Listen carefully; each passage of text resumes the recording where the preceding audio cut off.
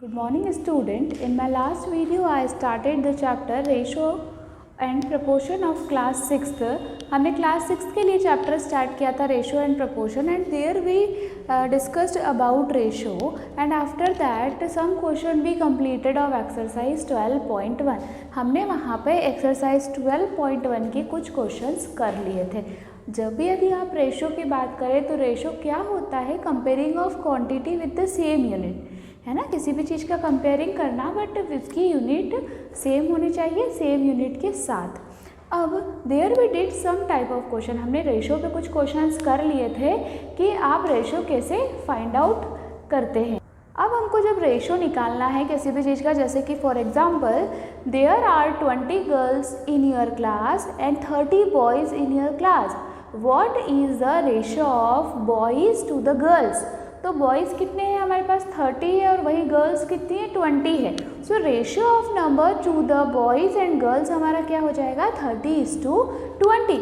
This type of question we already did in previous class. इस type के question हम सारे प्रीवियस क्लास में कर चुके थे.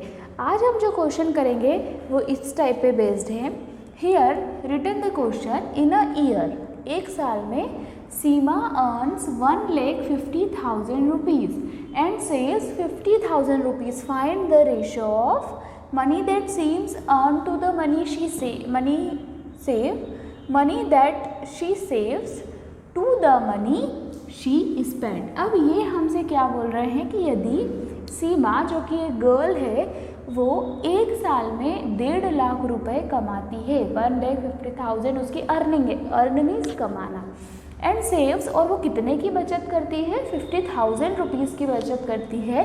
तो आपको किसका रेशो निकालना है बेटा? Find the ratio that she seems earn to the money she saves. मतलब पहला वाला जो पार्ट है क्वेश्चन का, ए वाला जो पार्ट है, उसमें हमारा रेशो किसका निकलेगा? उसकी अर्निंग का और साथ ही उसकी सेविंग का. वहीं जो सेकेंड वाला है हमारा, किसका रेशो निकलेगा?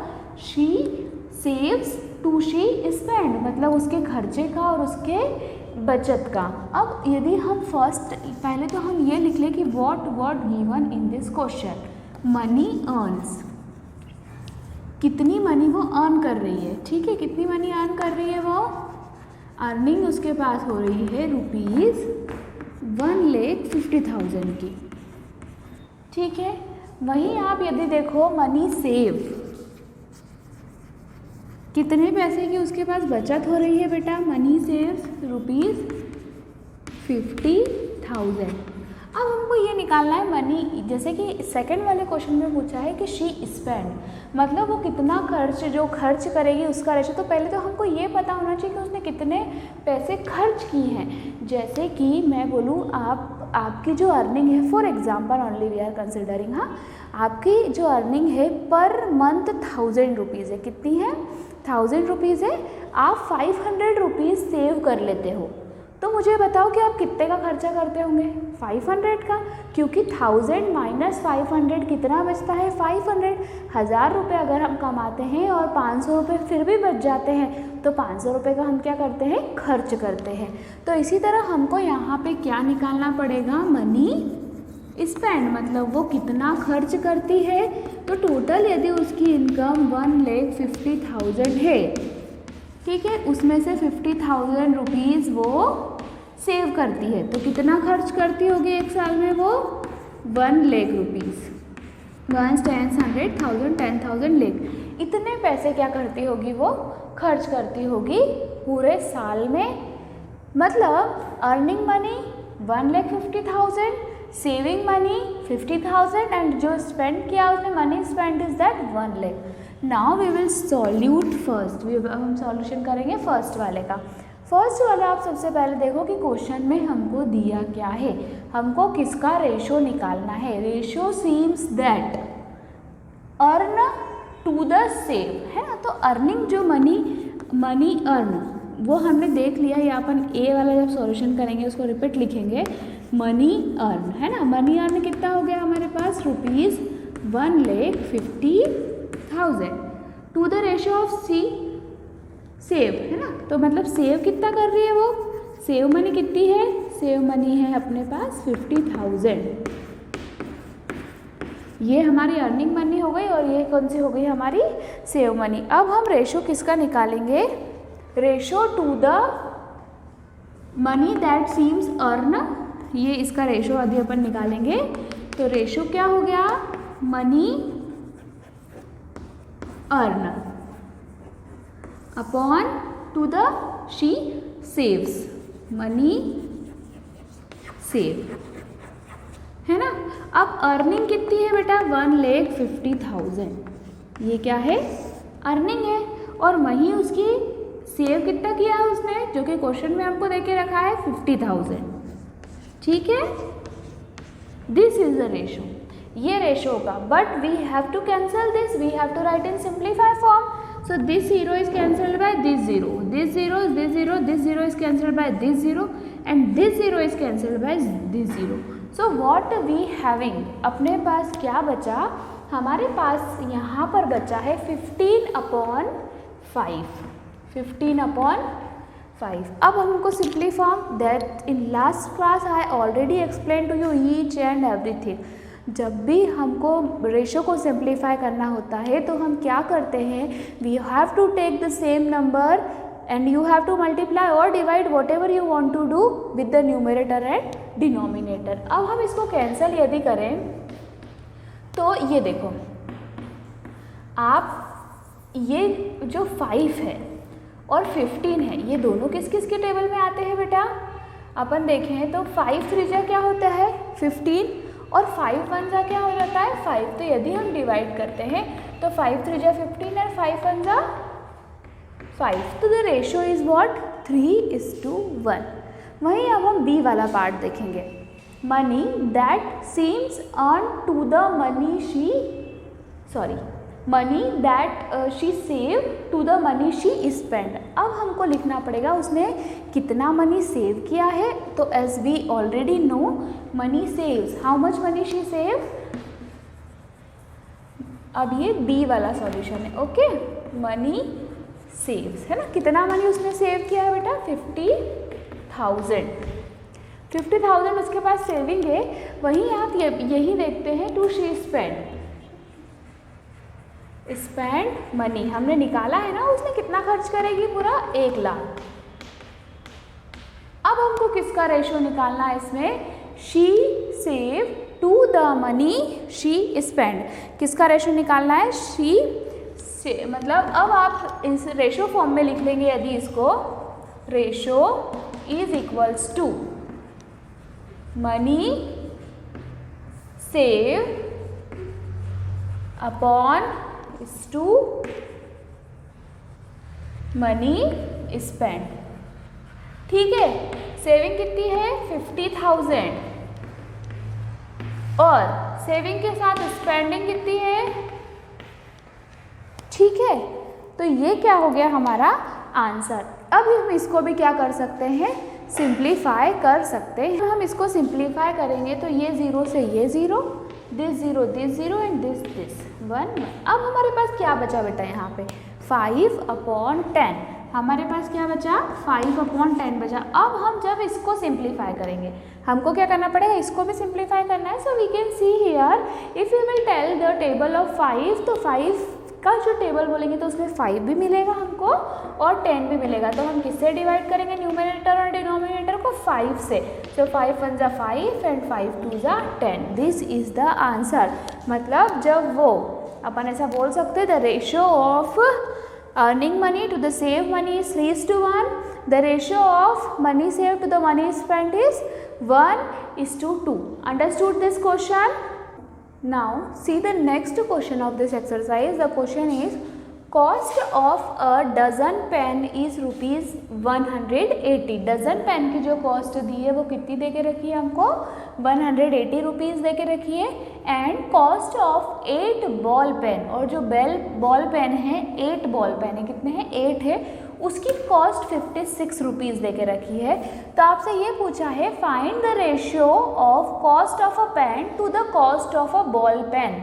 आपको रेशो किसका निकालना है, कॉस्ट एक पेन का निकालना है, कॉस्ट ऑफ अ पेन, और कॉस्ट ऑफ बॉल पेन का निकालना है। तो इसके लिए हमको क्या करना पड़ेगा बेटा, डजन पेन की कॉस्ट दे के रखी है। क्या दे के रखी है यहाँ पे, डजन।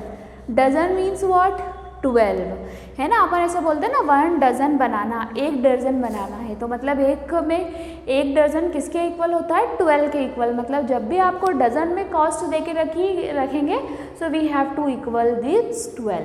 जैसे the cost of 2 dozen banana is 14, मतलब 24 केले की कॉस्ट कितनी होगी, जो भी दे के रखेंगे वो।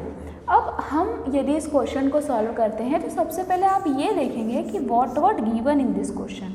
हमको क्वेश्चन में देके क्या रखा है, क्वेश्चन में सबसे पहले हमको देके रखा है cost of a dozen banana, मतलब कितने banana, sorry cost of a dozen pen, मतलब कितने पेन की कॉस्ट देके रखी है आपको, 12 पेन की। I told you banana because अधिकतर डज़न में क्या मिलते हैं, बनाना मिलते हैं, तो आपको समझ में आ सकता है इजीली। तो हम सॉल्यूशन लिखेंगे cost of a dozen pen, कितनी है cost of a dozen pen, is equals to ₹180। मतलब कितने पेन की कॉस्ट हो गई है, dozen means 12, cost of 12 pens, मतलब कितने हो गई है, ₹180। अब बेटा यहाँ पे आपको 12 पेन की कॉस्ट दी है, तो हमको क्वेश्चन में क्या पूछा है कि आपको cost of a pen to the cost of a ball pen निकालना है। तो इसके लिए हमको क्या करना पड़ेगी, पहले एक पेन की कॉस्ट फाइंड करनी पड़ेगी। यदि हम एक पेन की कॉस्ट फाइंड करेंगे so what we have to do first, always we will do divide. That I already told to you in previous lectures कि व्हेनेवर वी वांट टू, मतलब यदि आपसे एक की कॉस्ट पूछी है, किसी भी एक की वैल्यू पूछी है, तो हमको क्या करना होता है, डिवाइड करना होता है। More than one value is asking then always we will do multiply. अब यहाँ पे क्या करना है, अपन एक कॉस्ट की निकालेंगे, किसकी, एक पेन की कॉस्ट, 1 पेन, तो डिवाइड करेंगे हम ₹180 अपॉन 12, ठीक है। अब 180 अपॉन 12, मतलब हमको इसको डिवाइड करना पड़ेगा 12 से, ये 12 180 है ना, 12 1 ज़ा 12, 12 2 ज़ा 24, 24 is greater than 18, so we will take 1 times 12 1 ज़ा 12, 6 0, वी विल टेक डाउनवर्ड 0, 12 5 ज़ा 60, मतलब एक पेन की कॉस्ट कितनी हो गई, 15 रुपीज़। अब हम क्या लिखेंगे, cost of 1 pen is equals to ₹50। अब आपको क्या देके रखा है, कॉस्ट ऑफ 8 बॉल पेन्स, ये इतना हमने कर लिया। अब हम नेक्स्ट पार्ट पढ़ेंगे। जो आपको एक इन्होंने बोला है कि जो 8 बॉल पेन है आपके पास, उनकी कॉस्ट कितनी देके रखी है, 56, और हमसे रेशो में क्या पूछा है इन्होंने, cost of a ball pen. तो इसमें भी यदि 8 बॉल पेन की कॉस्ट देके रखी है तो हमको क्या करना पड़ेगा, for 1 only we have to find the value. Cost of 1 हो गया। अभी हमने लिखा cost of 8 ball pens is equals to ₹56। तो हमको इसके लिए भी क्या निकालना पड़ेगा, कॉस्ट ऑफ 1 बॉल पेन कितना हो गया, ₹56 अपॉन 8। अब ये तो हम डायरेक्ट भी कर सकते हैं, 8 7 ज़ा कितने होते हैं, 8 7 ज़ा 56 होते हैं, मतलब कि एक पेन की कॉस्ट कितनी होगी, ₹7। ऐसे भी कर सकते हैं ना, 8 7 ज़ा 56, direct also we can write here. So cost of 1 ball pen is equals to ₹7, ठीक है। अब हमारे पास एक पेन की भी कॉस्ट आ गई और एक बॉल पेन की भी कॉस्ट आ गई। अब हमसे क्वेश्चन में क्या पूछा है, ratio of cost of a pen to the cost of ball pen. तो रेशियो हम कैसे निकालेंगे इसका, ratio is equals to cost of a pen upon cost of ball pen, है ना। पेन की कॉस्ट कितनी है, पेन की कॉस्ट जब हमने निकाली तो हमारे पास आई 15, और बॉल पेन की कॉस्ट कितनी है, एक की 7। रेशियो क्या आएगा, 15:7, means we can say that the ratio of a cost of a pen to the cost of ball pen is 15:7. Understood this question? So here what we find ratio. तो in this exercise maximum question is like that. इस exercise में जो भी हमको question देके रखे हैं ना, सिर्फ हमको उसमें क्या फाइंड करना है बेटा, रेशो फाइंड करना है। और रेशो हम जान चुके हैं कैसे फाइंड करते हैं, कंपेयरिंग करते हैं क्वांटिटीज़ की जब उसकी यूनिट सेम होती है। और अब हम बोलें जैसे एक कोई आपकी क्लास की बात कर ले या आपकी स्कूल की बात कर ले, जैसे मैंने बोला आपकी स्कूल में 106 मेल टीचर हैं और 200 फीमेल टीचर है, या 26 मेल टीचर है और 30 फीमेल टीचर है, तो आप मुझे रेशो बताओ मेल टीचर और फीमेल टीचर का। तो 26/30, मतलब इस टाइप से क्या करते हैं अपन, रेशो निकाल सकते हैं। So in this exercise only some questions are remaining but the pattern are same pattern you have to follow. So this exercise is completed. Thank you.